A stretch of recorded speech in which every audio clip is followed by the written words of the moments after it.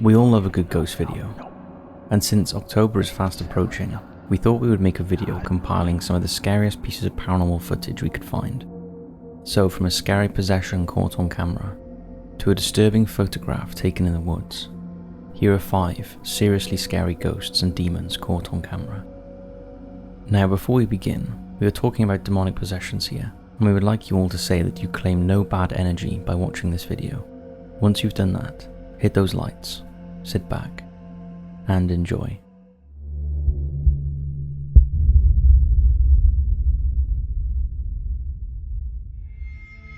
Subway possession. In scenes similar to those in the 1981 film Possession, in which Isabella Adjani becomes possessed in a subway, 2 friends in San Francisco got the shock of their lives whilst filming in the Mooney subway. As they walk along the platform and approached a yellow dumpster, they heard strange sounds and spotted blood and debris strewn along the platform. Take a look.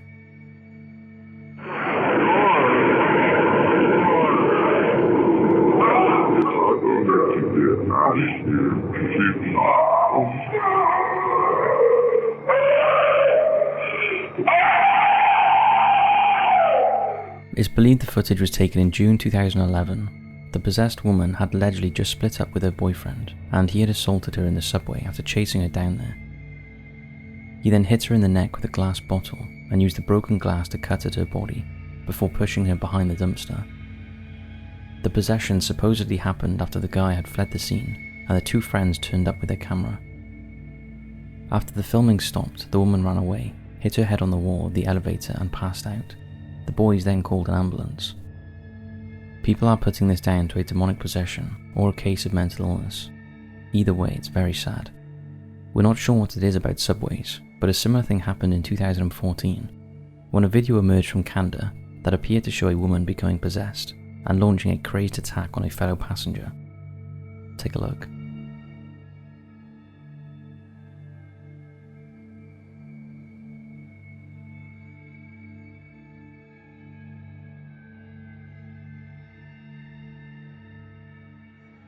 That piece of footage was caught on an Edmonton Transit System train, and later transit police intervened and both individuals were removed from the train and issued violation tickets for fighting in public. The question is, was she possessed by something evil or just angry about something? Both videos have been up for discussion since they emerged, with some believing they are both fake, with the first possibly being a realistic student short film. Others believe that either one or both girls had taken drugs. Possibly the highly addictive and dangerous designer drug Flakka, also referred to as the zombie drug, which causes bizarre behaviour that includes losing inhibitions, gaining superhuman strength, and engaging in violent acts. Then there are those who believe the 2 girls in the video are possessed by the devil. What do you think is going on in these videos?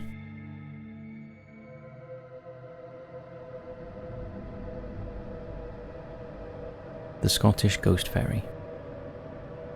Scotland in the UK is a place steeped in history, myths and legends, perhaps the most famous being the Loch Ness Monster. However, this next clip is not a monster, but an apparition that appears to manifest in broad daylight on the banks of a Scottish river. The clip was filmed by a lady who was videoing the river in the hope of filming some otters that had been seen in the area. Take a look and focus on the left-hand side of the screen.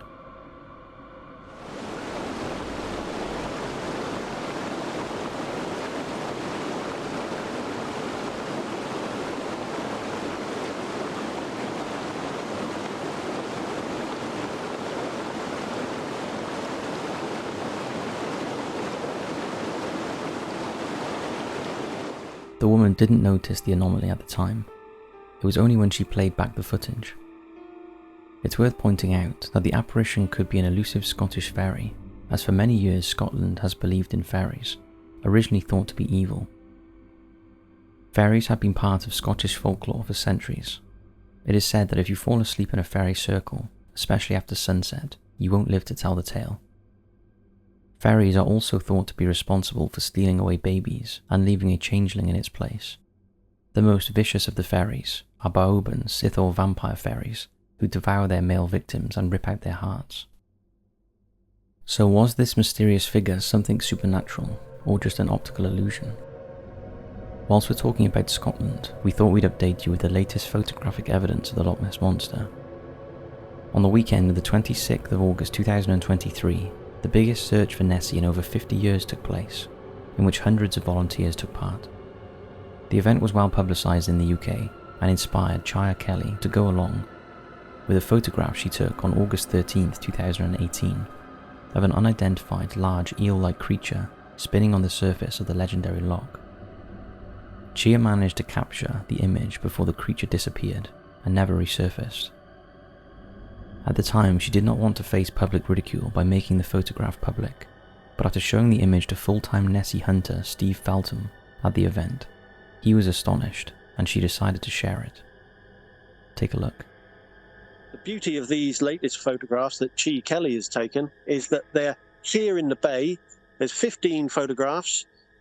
It lasts 2 minutes, the sequence of pictures, and there's a clear, focused image in the middle of it that I can't instantly explain. The creature was about 200 meters from the shore, moving right to left at a steady speed. It was spinning and rolling at times, although Chia never saw a head or neck, and she could not accurately assess its length. The two parts that were visible were less than 2 meters long together. Chia was convinced it was a creature, but whether it was the elusive Loch Ness Monster is still up for debate. However, Nessie enthusiasts believe it is the most exciting Nessie image to surface in years. What do you make of it? And do you believe in the Loch Ness Monster? We took a trip to Loch Ness a few years back, and although we did not see it, we must admit there is a strange atmosphere when standing down by the loch.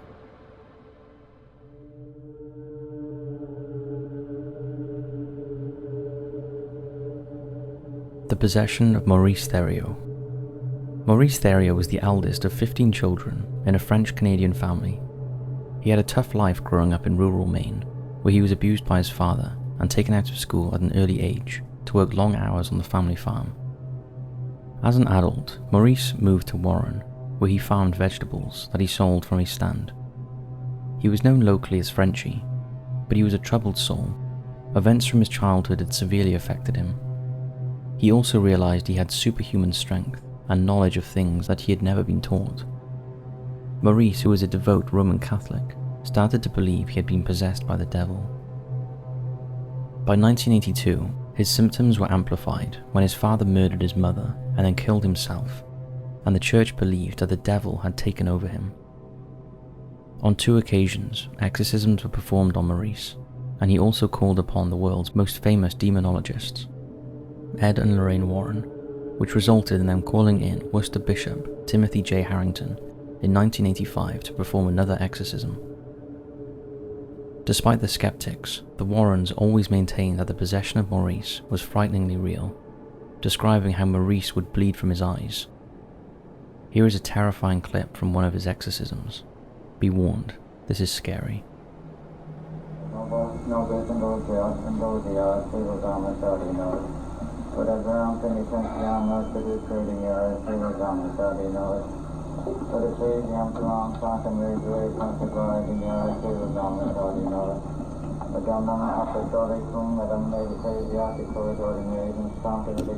The Warrens claimed that during the exorcism, Maurice's head split open and boil eruptions manifested on his skin, with crosses appearing all over his body.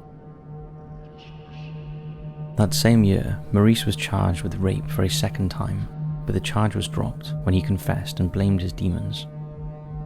In 1990, journalists Michael Lasalandra and Mark Miranda co-wrote with the Warrens and the Theriolds a book called Satan's Harvest, in which they recall the demonic possession that blighted Maurice's life.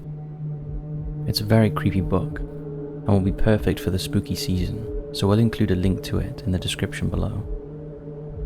But things did not end well for Maurice. Things took an even darker twist 7 years after meeting the Warrens, when Maurice's supposed demons drove him to almost repeat the crime of his father. He chased his wife into the street, wounded her, then took his own life by shooting himself with a 12-gauge shotgun. Some say that his tormented soul had finally taken over. Those who knew Maurice weren't surprised, as they felt he was either seriously mentally disturbed or was indeed possessed by the devil himself. as Maurice claimed. Michael Lasalandra went on record to say, "I do not think he was a con man. I think he sincerely believed he was possessed." Michael recalled viewing a videotape of Theriault's exorcism and said, "I saw things that were very hard to explain." His sister disagreed, saying she once saw Maurice put blood under his eyelids and cut crosses into his skin with a nail, and that he spoke a version of French and Pig Latin to make people think he was speaking backwards. She claimed her brother was not possessed, he was an actor obsessed with the occult. Theriault apparently had plenty of reasons to feel guilty and depressed. He pleaded guilty to child rape in 1976 and served 5 years probation. In 1985, he was again charged with rape, but the charge was dropped when, like we said, he confessed and blamed his demons. Whatever the reason for Maurice's actions, there is no doubt that he was a disturbed man, and his story and the exorcism footage was featured in the blockbuster horror film The Conjuring.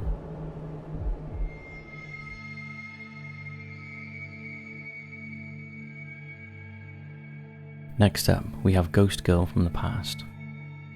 In June 2023, ghost hunters Lindsay and Lee Steer visited Huscar Pit near Silkstone, South Yorkshire, where alleged paranormal activity had been experienced in the past. Whilst live streaming in the area, they initially believed that they had not encountered any spirits, but when they watched the footage back, they spotted a strange anomaly. Take a look and keep an eye on the right-hand side above the bridge in the bushes. Tell us what you see.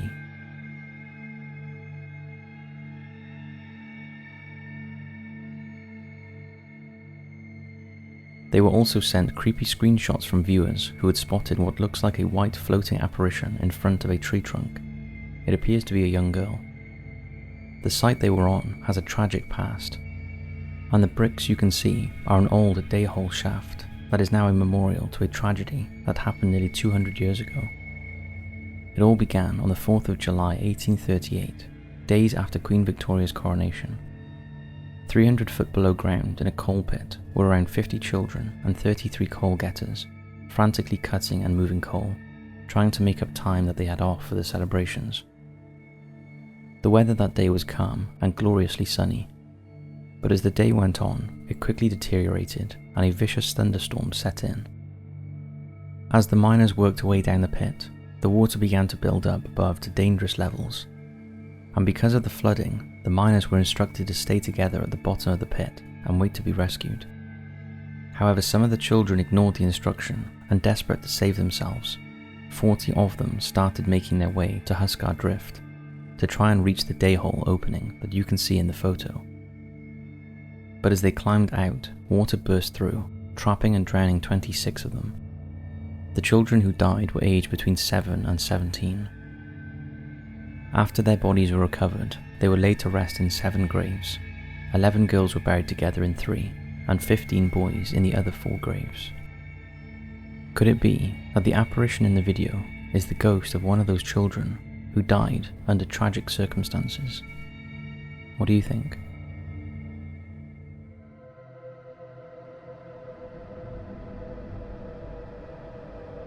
The Exorcism of Laura. We're finishing up with something so terrifying that we advise you not to think too much about it, otherwise you will not sleep. This footage is a rare and disturbing glimpse into a modern-day exorcism. It was filmed in Argentina in 2015 on a woman named only as Laura. The woman, believed to be 22 at the time, was reportedly a good girl turned evil after she was possessed by the devil. The perceived symptoms of demonic possession included superhuman strength, superhuman knowledge, a different voice speaking through the person, and the inability to control oneself or one's inhibitions. It's unclear which of these symptoms Laura was experiencing, as there is not much information online, but it was believed that she had been freed from the devil by exorcism. Before the exorcism could begin, locals gathered at the church in the capital of Buenos Aires, praying for Laura's soul and redemption. The exorcism was performed by Bishop Manuel Acuna, and in the footage, Laura can be seen withering around on the floor and screaming profanities, before being pinned down by church helpers, as Acuna supposedly drives the evil spirits out of her. The footage is disturbing, so viewer discretion is strongly advised. Take a look. He aquí la cruz de Jesús. ¿Dónde está la cruz? He aquí la cruz de Jesús, huid sus adversarios.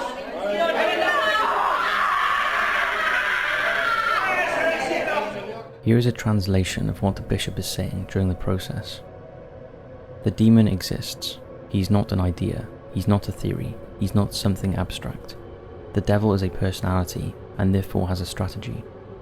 We are talking about something terrifying, a fallen angel. The devil is not a metaphor.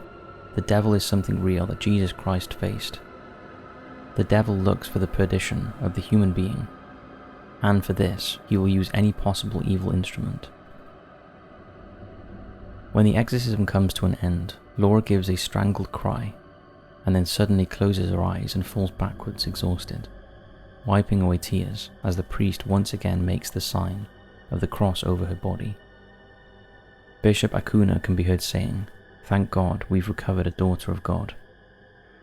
Laura is supposedly finally free. But unfortunately, things do not always go to plan, and an exorcism is not always the answer, and perhaps the most well-documented case of when things go wrong is Annalise and Michael. You've probably heard this story many times before, but we'll give you a brief summary. Annalise was a German woman who underwent 67 Catholic exorcism rites. As a teenager, she had a history of mental illness and was diagnosed with epileptic psychosis. However, when psychiatric treatment proved ineffective, and Annalise became physically aggressive, self-harmed, drank her own urine, and ate insects, her family became convinced she was possessed by a demon. In desperation, they appealed to the Catholic Church for an exorcism.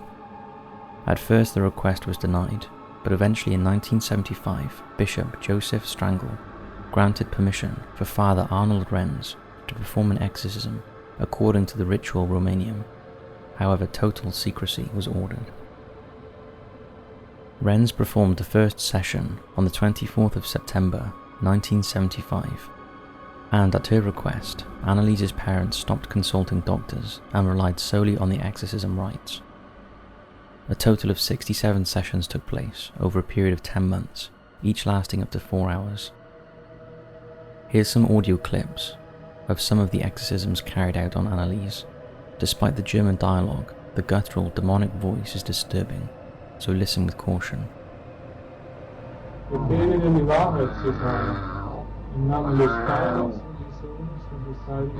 Scheißdreck muss gebeten werden, sonst ist aus. Die Priester, die müssen nach ihrem Gewissen handeln. In Bezug auf das Ding. Ja, vor allem wenn... Nein. Sadly, unlike Laura, Annalise was not freed from her supposed demons and started refusing food. On the 1st of July 1976, Annalise died in her home. Her cause of death was malnutrition and dehydration caused by self-inflicted starvation. She weighed just 30 kilograms, or 66 pounds, on her death. The aftermath of her horrific death resulted in the state charging priests Ernest Old and Arnold Renz with negligent homicide, along with Annalise's parents. The priests were found guilty and were sentenced to 6 months in jail, reduced to 3 years of probation. However, her parents received no punishment, as it was concluded that they had suffered enough.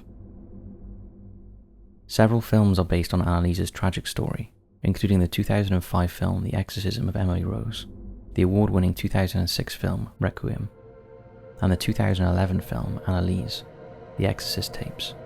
Today, Annalise's grave in Killenberg am Main in Germany is a pilgrimage site. So everyone, that's 5 terrifying scary ghosts and demons caught on camera. We'd love to hear your thoughts on these, and we hope you're excited for October, where once again the Creepy Marathon month begins. 31 days of non-stop horror. Thanks for watching, and we'll see you in the next video.